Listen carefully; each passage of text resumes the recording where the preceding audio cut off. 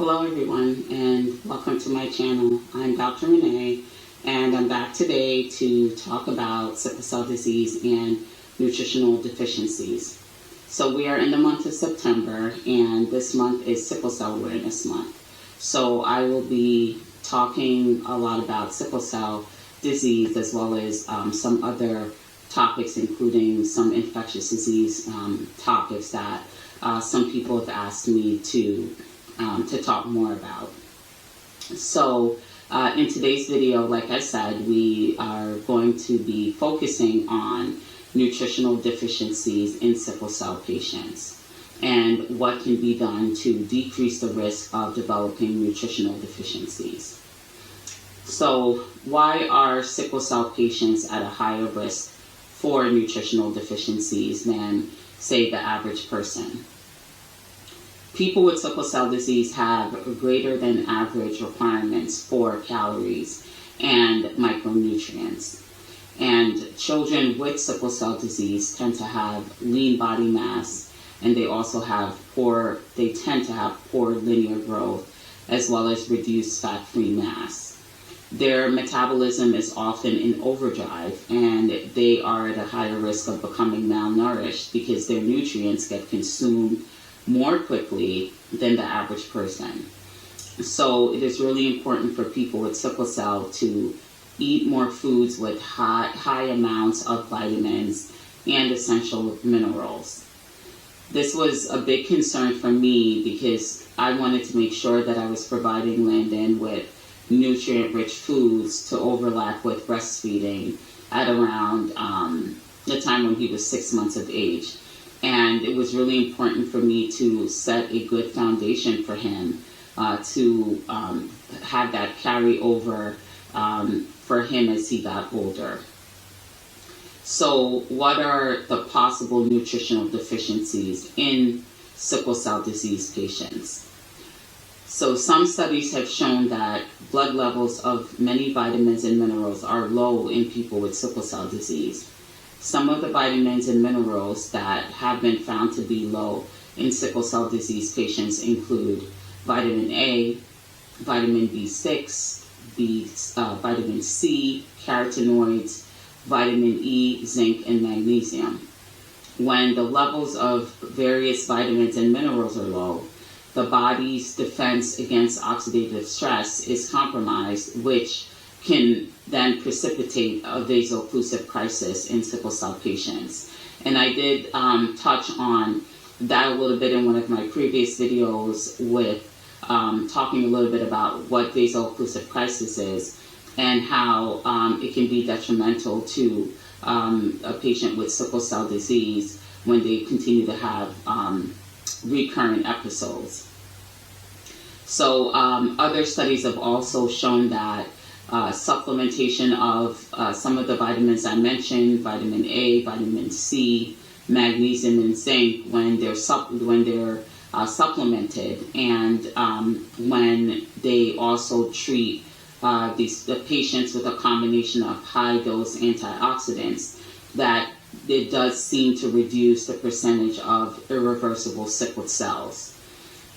There are also some studies that have shown that serum phospholipids in children with sickle cell disease contain lower proportions of omega-3 fatty acids compared to healthy people in the studies.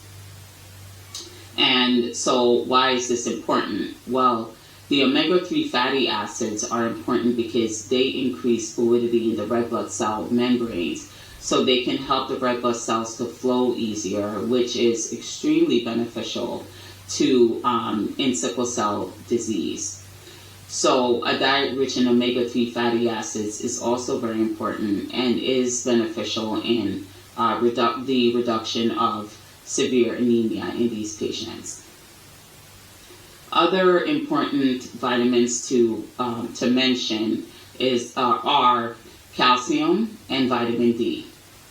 We need calcium and vitamin D for our bones, right? It's important for growth and development, and so they are also a must in your daily diet. And this isn't just for sickle cell disease, this is just in general. So what should your daily diet look like if you have sickle cell disease? A daily diet should have a balance of complex carbs, healthy fats, and proteins. In an ideal situation, daily dietary intake should include fruits, vegetables, whole grains, and legumes, as well as proteins, of course. But the bulk of the meal should be grains and vegetables and fruits, if that is possible and available to you. Now, we do live in reality, right? People are working, they get busy. Some things might not be affordable. So I like to tell people to, if you can't afford to do everything, just do the best that you can. I came up with a list of food and nutritional benefits for each food group, and it should be visible on your screen. I think that this list is a solid list of a variety of foods that are nutrient rich. And of course, at the top of the list are a list of foods that are rich in folic acid. Some of the B's that are listed here are my favorites for including in my chili, and I make a chili or batches of it every fall/winter. And I really love the idea of making recipes with beans because of the benefit of folic acid. And as you know, folic acid is critical to sickle cell disease patients. It plays an important role in the development of red blood cells, which is why it is so essential that we try to consume as much the different types of foods that are rich in folic acid. The other foods on the list are good sources of vitamin C, vitamin D, vitamin E, and vitamin B12 as well as magnesium.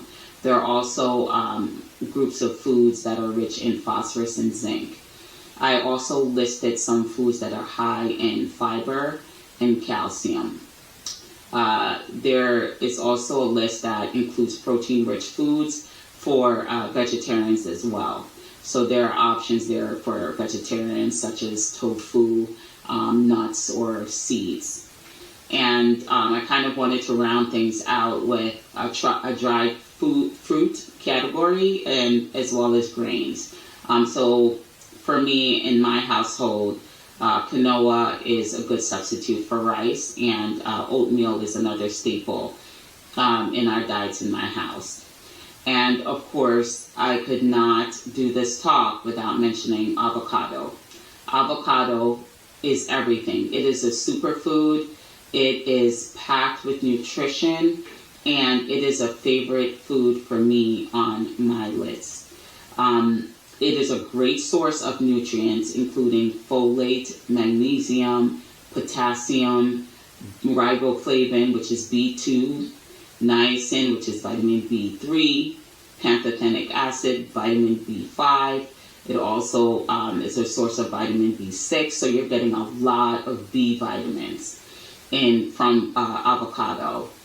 There's also the benefit of vitamin E and copper as well as vitamin C. I would say if avocado is not on your list, it is a great one to add. Quinoa as well, like I mentioned, I do use that as a substitute for rice. And so, of course, this is my favorite list. Some of the combination of foods that we also eat includes mangoes, which is a favorite in my house. They're sweet and they're packed with nutrition. And bananas, they're easy. You can grab them on the go, and they also have a good amount of nutritional benefits, as well as berries, broccoli, spinach, and kale. These are kind of, some of the regulars in our diet in my house. So what are the takeaway points from this? Number 1, eat lots of fruits and vegetables. Number 2, consume calcium-rich foods and beverages, which should include milk and cheese, unless there's obviously a reason that you can't drink milk, or if you are lactose intolerant, or you're someone that cannot tolerate dairy, of course, there are other foods that's on this list that's also calcium rich.